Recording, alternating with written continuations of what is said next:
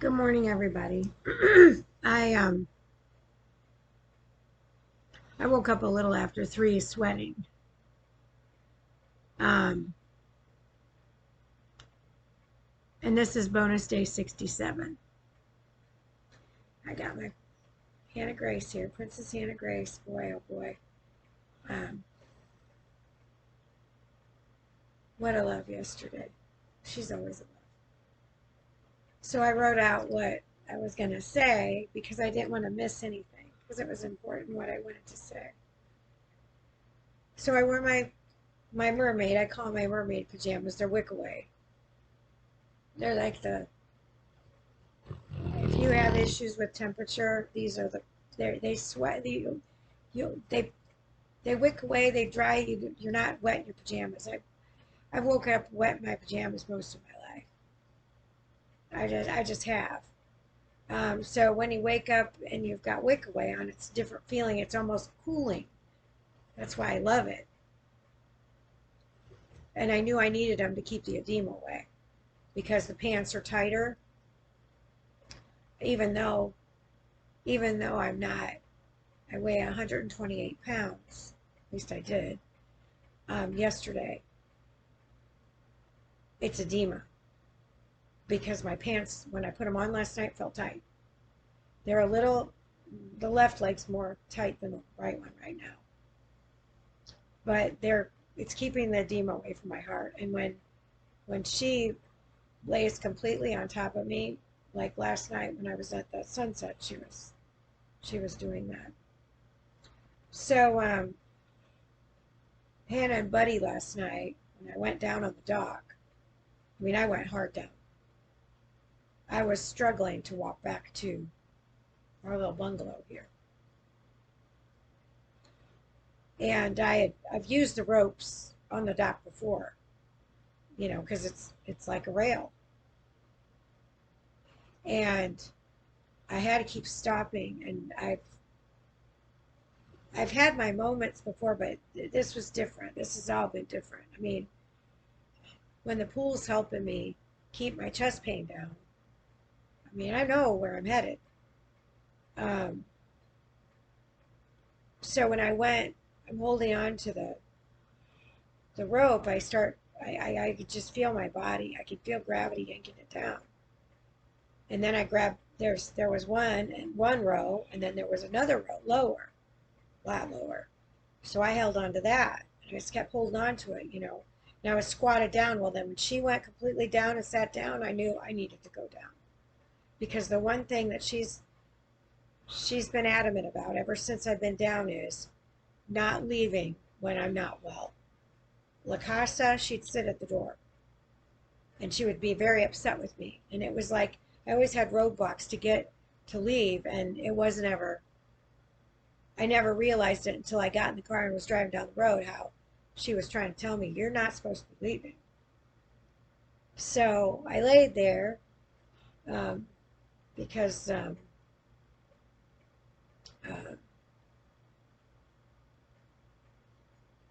I needed help. So um, I was sent help, but I laid on the dock for I don't know the longest time. Um, and some of the one of the boater families that their kids love Hannah were taking care of me. They got me a chair, and she said, "Do you want to sit on the chair?" I said, "No, I want to lay down here with her." She was laying right there, and I just wanted to love on her for the moment. It's given me time to deal with this transition, um, and I can tell that. Um, Something might, when you're in hospice care, you can't articulate because you're relying on them to tell you what to do, which I did. That's what the service is for.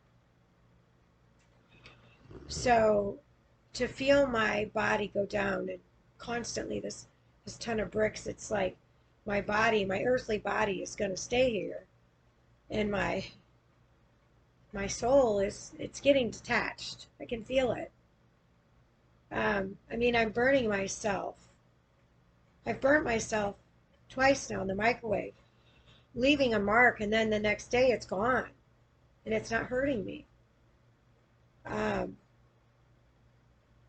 so here I am laying on the dock, and she said, "Are you sure you don't want to sit on the chair?" I said, "No, but if you could leave it, that'd be great because I think I might need to put my legs up because I know with your heart and edema, legs up, edema, it starts getting your edema moving. Plus, it's going to bring the blood rushing to your heart as the edema is trying to suffocate you. Lots of, I've just learned so much these last 2+ years. So finally, Hannah wasn't as concerned, so she was kind of out. And then Buddy came over and he was barking at people to make sure they were not disturbing me. And people on the dock kept checking on me. And then Buddy's dad walked up and he said, "Is there anything I can help you with?"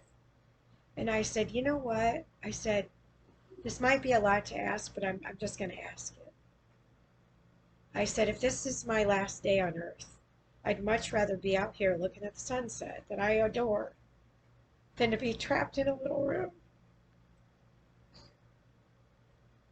I said, "So if you could you bring a chaise lounge?" Because he was sitting near me the night before, watching the sunset. And he said, "Sure." I said, "Well," I said, "if you could move that to the sun and then help me get over there, that's where I'd like to be right now." He said, "Absolutely." So he moved a chair and he came and got me. He said, "Just leave everything there and I'll help you get to your chair." And I'm like, here's this guy that I just met on the marina. And all these, in this family, I don't know him, but they know Hannah. And they all loved Hannah. And their dog's name was Coco, this little tiny thing. You know, they aren't the people that have been close to me and loving on me and family members. They're just people like me that have a heart and could clearly see me in need. I mean, I was laying on the ground and wanted to do everything they could to help me. And, do we need to call help? And I said, they can't help me. What are they going to do? Ship me off to a hospital and then send me back telling me, yeah, she's right. There's nothing else we can do. Um, I don't need them to tell me that. I learned it from hospice, learned it from Princess Harley. So to sit there and watch that could be my final sunset, I can't even tell you how many pictures I took because I didn't want to miss it. And I wanted everybody to see the world through my eyes.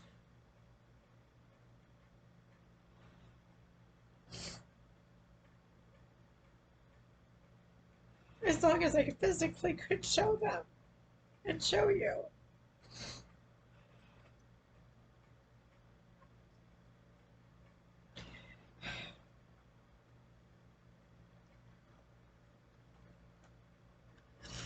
So I've been writing since I woke up at 3 when I'm about to read.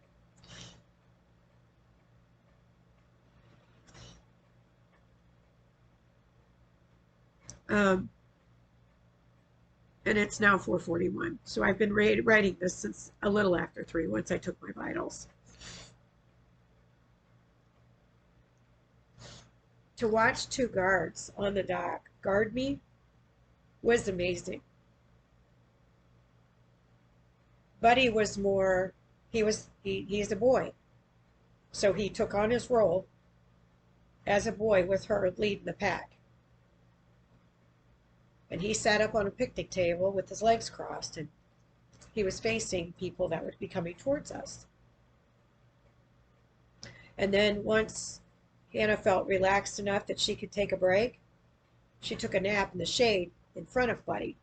And it was just like the spot that she has selected for to be on guard.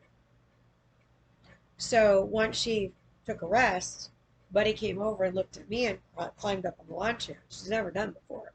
And I was talking to his dad about it. And I said, you realize he's never done this before, right? He goes, no. I said, he's sitting on my feet. That's what she's always done. It's like they've communicated. He knows what he's to do. So he sat across my feet to help with the edema as well. Plus keep them warm, because that's the one thing that's been the coldest is my feet. Constantly, even throughout this. When I put socks on, I just feel like I'm restricted. So I almost last night I put them on because my feet were so white and purple. But I decided I'd rather slide them under my Hannah Gray so I could feel her feathers, feel her fur, feel her warmth. So it was beautiful to watch and sit out on the dock and watch the sunset, listen to the birds and listen to the water. And there was no music, and it was just still, quiet, peace. So with the dogs being on guard, I've always been connected to animals and children my entire life. Animals and children, despite my age, were always loving and kind. Let's just face it. Humans in this world are freaking selfish. That's my best description after years of studying them. What humans will do to serve themselves and not help out a human in need is something I will never understand. Why? Because the thought of me knowing someone is in need, yet taking care of my own self would never happen. I'm not equipped to not care. God is all about love, and that's one thing I always have kept close to me. God was so selfless by sacrificing his only begotten Son for our sins. God, in addition to making heaven and earth, not only loves each of us fully, he left us with a beautifully written love letter. In this love letter it was bound to give each of us much needed insight on what continued to transpire here on earth, yet no one has seen the light fully to do anything about it. Waiting, being patient for a politician to save the day. All those things that we are taught in church, yet as I continue to reading the Bible, which I started reading it fully in January, opened my eyes to our duties to serve him. Our duty is not, I repeat, not to serve ourselves, not to serve man. When did humans forget this important part of the Bible? I'm living proof of the behavior of humans since I became one, a child in need. I may not have been obedient in my first life, but one thing is for sure, that there is not a human on earth that can ever say, I did not help a neighbor in need, nor not show unconditional love to anyone I ever met. Never ever. Anyone contradicts any of what I have written would be liars. I have helped out strangers, delivered flowers or gifts when someone is having a not so fun day, or just to brighten their day. Made food when humans were in need and suffering from ailments. The list of things that I've done my entire life to make others comfortable and feel loved is endless. I've never been selfish my entire life, despite the constant nonsense man's world has put on me. I never really was impressed by man's world. The adage working for a living was never something I was too quick to embrace. Rather, I wanted to live and try to find a way to triumphant past man's wicked ways, as a list of humans conforming grew daily. When is enough enough? Can any of you say you've never been not selfish? I mean, you know someone is in need, but your agenda does not include that human in need, therefore you feel someone else will step in. While you continue your selfish ways, I don't know. All I know is what, during my 56 years on earth, I have personally witnessed with my own pair of eyes. To think I was gifted with the sight of seeing close up when eye doctors were constantly forcing bifocals on me. I cannot even tell you how many times, well, humans have too. I cannot even tell you how many times and how long my vision has stabilized. The same prescription. Frankly, I never told anyone until the 6th grade I couldn't see long distance. Those overhead projectors in the 6th grade put me over the edge because I couldn't see them. I tried to sit up front in classes, but some teachers, like Mr. Collins in the 6th grade, was not a class I wanted to sit up front in. Instead, I would rather learn how to play the violin to get out of his class. Why? Because that man had the nerve to say to me in front of the entire class that I talked too much, so much that I would wear down my jaw and not be able to talk. Men and their nonsense. In the 6th grade, I could see clearly, even though according to man's world, I needed ongoing corrective vision. While reading the Bible, I was blind, but now I see, spoke volumes of my life. Those whom are up close to me, I could see, and unfortunately, those close to me were the ones hurting and harming me the most. Why is it your choices, your way of life, impacts another? Impacts them so much that they are mean and hateful in their delivery of their disapproval of your life. Hello? Since when is my life, or anyone else's, about you? Something to chew on a bit. Here we are in current day, and look at what man's world has done to humans across the globe. I just keep reliving the scene from the movie Mean Girls, when the entire school was coming unglued because of a clique of girls wrote lies about their peers and teachers in a book they entitled The Burn Book. Kind of poetic when you really look at the world now, isn't it? Humans across the globe continuing to do exactly what man's world has programmed or brainwashed us to do. Moving to the Florida Keys away from the noise of man's world was exactly what I needed in order to clearly see the light, his glorious full spectrum light that shines day or night. I'm still not done reading my Bible. I just realized from reading it, keep your friends close and your enemies closer is true about my vision. Those closest to me have deceived me the most. That's facts of life. Ever thought about that with your vision? Or did you have corrective surgery for that too? Only it's not working. So after multiple attempts, the multiple attempts of correcting it by man, you threw in the towel and wear your glasses again. Understanding, yet still not seeing, that no matter how much money you have and how many surgeries you go under the knife for, by man will not change the fact that in order for those things to be fruitful in your life, by way of your eyes, you must fully understand the gospel. I mean, if you are still living in sin, you think man's money is going to buy you a ticket to sight? Not happening, because you have not been performing your duties to serve. Matthew 22, verse 36 through 40, King James Version, states this so crystal clear.